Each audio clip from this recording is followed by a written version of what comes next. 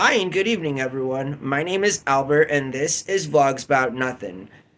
I want to say something. Okay, so obviously, inspiration comes from many places in life, and ironically enough for me, the most inspiration I've ever found is from a show called Seinfeld, the show about nothing.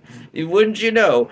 I love this show, and it's not just because it's funny. I highly respect all of the people involved in that production. I think that doing less means doing more, and doing less is a whole lot more complicated than one could possibly imagine. It's hard to make nothing something, but all the while, it's really fun to do, and so I bring that up because the quintessential, the epitome of Seinfeld, in my opinion, right, is the opening scene and then the closing scene, the final scene of the entire show.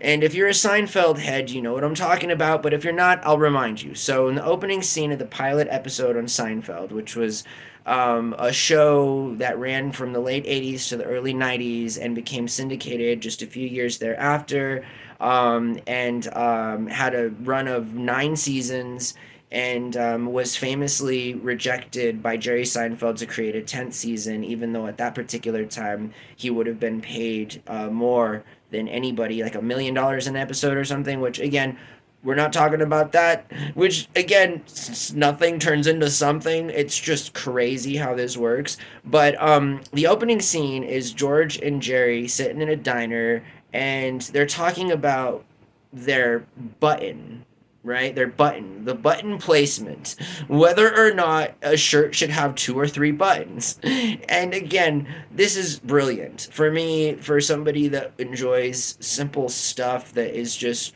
geeked out on a different level, really funny too, like really it just, and so at the end, and then I'm almost done with the sidebar here, but just indulge me. So at the end of the season, right, or at the end of the show, at the end of the series, the cast and the people that the gang, the crew is in It's Always Sunny, which is a different video, not sidebar, go back to first sidebar, but in a prison cell, the group's in there, and it ends as it starts, right? It's sort of the button placement.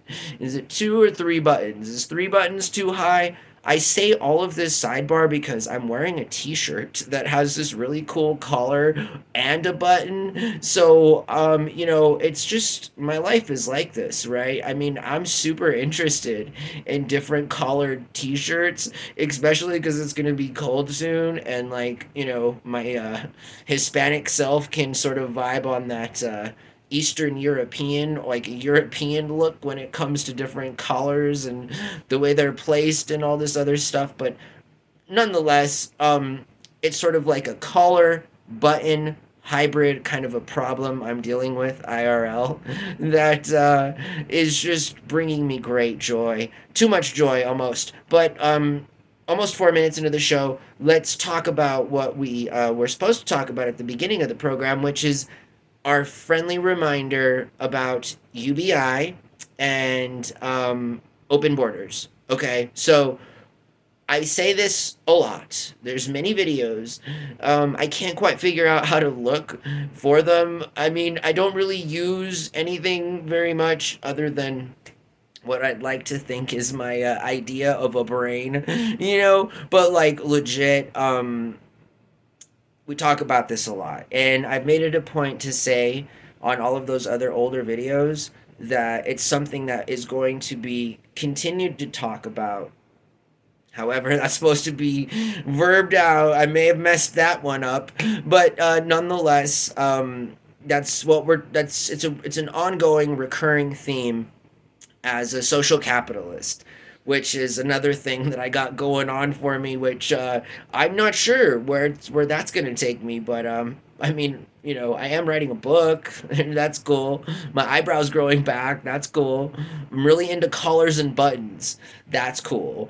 But universal basic income and open borders. So, as a part of the platform of social capitalism, that's two of the main components as it concerns political doctrine, and it's you know, sort of thrown out there just kind of as an idea to have, but seriously, an idea can't come true unless we keep talking about it, unless keep people, more people talk about it and all these other things. And universal basic income will be an absolute universal necessity, I'd say within the next 10 years. So it's a really important topic. And moreover, in 10 years, a lot of boomers and subsequently, the Xers will be older as it concerns maybe their ability to just kind of get out and vote. Oh, goodness.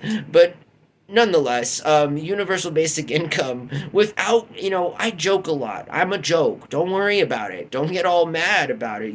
Seriously, it's okay. If you don't want universal basic income, then I mean, I guess you can thank your mom, your dad, whoever else is helping support you, your generational wealth.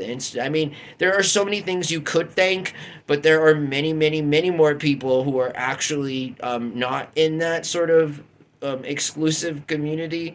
Not everyone's in a country club, you know what I mean? And more often than not, for a reason. Ooh, and that's just because y'all know y'all aren't trying to kick it with the norms, you know what I mean?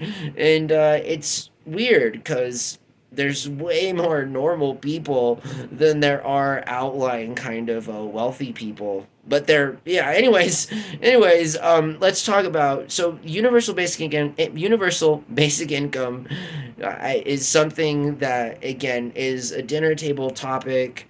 It's something that Alpha and Z are going to, I think, really entertain in that there won't be any jobs, there won't be any room for career growth, and inevitably the singularity or through the consolidation of efficiency, will actually ironically bring good things. I mean, some people don't think that's a good idea. Some people are real worried about AI taking their job.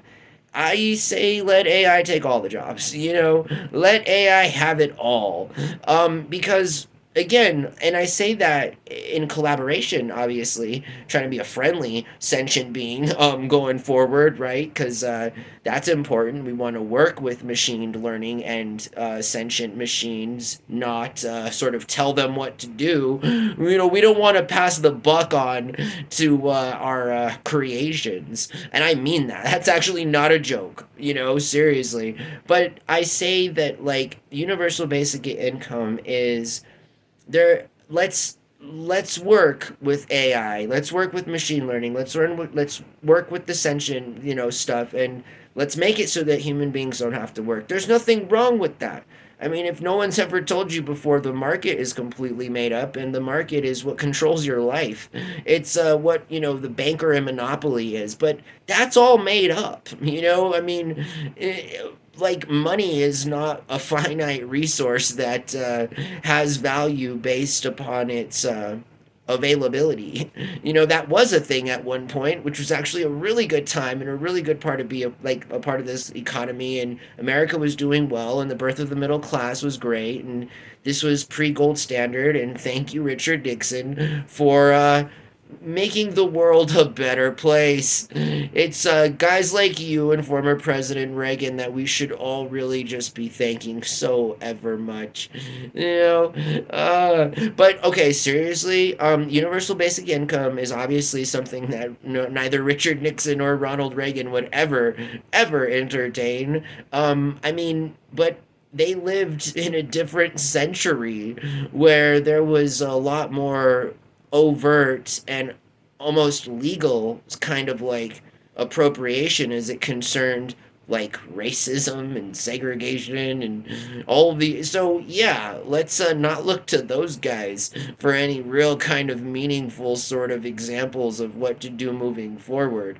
It's like we should all send letter, Margaret Thatcher, just as much as Hank Paulson, they can. Anyways, I don't want to be mean. Let's not be mean. Let's not be mean. So, anyways, yeah, universal basic income is really important. It's something that must happen. We didn't get time I didn't get around to talking about open borders, but just as a friendly reminder, if we were to open borders tomorrow, as it concerns the whole world, right, which shouldn't be too far a leap of controlling immigration, in that you do two things by allowing people to travel to other countries and meet different people and learn about their culture, that are good. One of those things is that when you open borders, you literally promote free market. You literally encourage the exchange, the free exchange of goods and services without the impediment of this, government that professes and goes to war for its sovereign identity. All of it, which point is easily arguable and dismissive, and that all the land that we've all ever been on as it concerns colonialism was stolen. Anyways, so I think that open borders, I don't think, I know that if open borders were to become a reality worldwide, that there would be an influx of at least $80 trillion, all the way on up to $122 trillion. This is pre-inflation as of 2023. Directly into the world market. So if there's like any real capitalists out there who are like down for a real open and free market, then they would definitely be on board for the common sense argument that is outlined through opening borders worldwide. So again, like, I can't make this stuff up. I'm sure people fact check me. Remember, there is no script. So I think that you should, right? You really should check this stuff out. Because then, like, you would know that I'm being honest. You would know that I can't make that up. And you would know that I hope that you have a really good night. Thank you very much for watching my channel. And seriously, if you've made it this far, consider subscribing. Consider hitting a thumbs up. That stuff goes a long way and it's free, because now I'm sort of this, I'm a working creator in that I'm soliciting for donations. Not donations, because it's not like you're just giving me money and I'm doing nothing. But in fact, if you go on to Patreon and you search for Vlogs About Nothing, you'll find my channel page there and a couple of tiers that I've set up. One is $5 a month, one is $10 a month. It might take a few months to get one person, but we're on it. It's gonna happen. So again, I really appreciate your time, and I look forward to meeting all these. Again, I said this last video. It doesn't even matter because I really mean it. Like, let's do this. Somebody sign up, please. I'm trying to meet somebody. How about you sign up, and then like I'll send you back the $5. I mean, like, what do you want from me? Like, you can take me up on that. If somebody actually watches this video, the first two people that do that, I will definitely do that. But you got to say that you've seen the video. You feel me? Like, seriously, I'm down. I really want people to join this Patreon. The first 7 days, in fact, are free. So if you sign up on Patreon for Vlogs About Nothing, you can get 7 days free. I'm doing that. I can do that on my end, and it doesn't cost me anything, and it makes Patreon look really cool, and it makes like better room for the subs to kind of get an idea of what they're gonna get when they subscribe to these packages that I have available on Patreon. Patreon, search Vlogs About Nothing. All right, bye. Have a really good night.